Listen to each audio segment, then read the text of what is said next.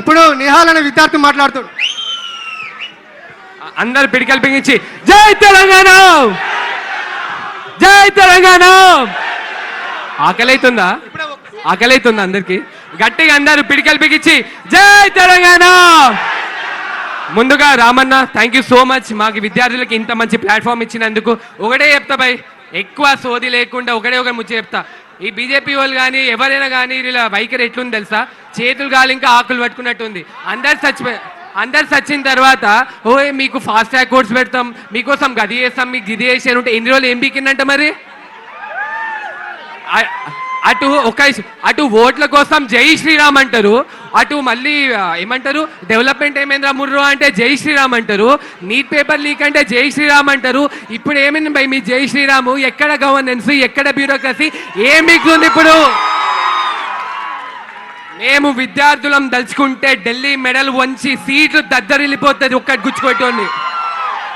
Gen Z అంటే ఏదో install scroll చేసుకోవడం, స్నాప్చాట్లో క్యాప్షన్ పెట్టుకోవడం, వాట్సాప్లో స్టేటస్ పెట్టుకోవడం అనుకుంటున్నారా? విద్యార్థుల ఉడుకు రక్తం ఉంటుంది. తలుచుకుంటే ఒక్కొక్కరి బైరి ఒక్కటి ఇచ్చి కొడతాం తలుచుకుంటే చెప్తానండి. మేము పుట్టింది తెలంగాణ గడ్డ. ఈ తెలంగాణ గడ్డకే విప్లవమైన రక్తం ఉంది. ఆ రక్తం మాలో అణువు ఉంది. ఒకటే చెప్తున్నా, ఇది ఏ పార్టీ కాదు, ఇది ఏం కాదు. మా హక్కు, మా ఇష్టం, మా కోసం మేము పోరాడే పోరాటం ఇది. మా కోసం మేము పోరాడిపోతే ఇంకెవరు పోరాడతారు? అందుకే విద్యార్థులారా, యువతులారా, మన కోసం గలం ఇప్పకపోతే ఇంకెవరు ఇప్పుతారు? మన తెలంగాణ గడ్డలో ఈ యొక్క ప్రొటెస్ట్ ఇక్కడ చేసిన దానికి ఢిల్లీ మెడల్ వంచినాయి. మళ్ళీ మోదీ ఏమంటాడయ్యా? మిడ్ నైట్ వచ్చి వీడియో పెడతాడంట. యూత్ అందరూ మాకు చాలా ఇంపార్టెంట్, మేము యూత్ లేనిది అసలు ఏమీ లేదు, ఈరోజు యువతే రేపటి పౌరులు అని డైలాగులు చెప్తారు కదా. ఎక్కడికి పోయింది ఆ యువత?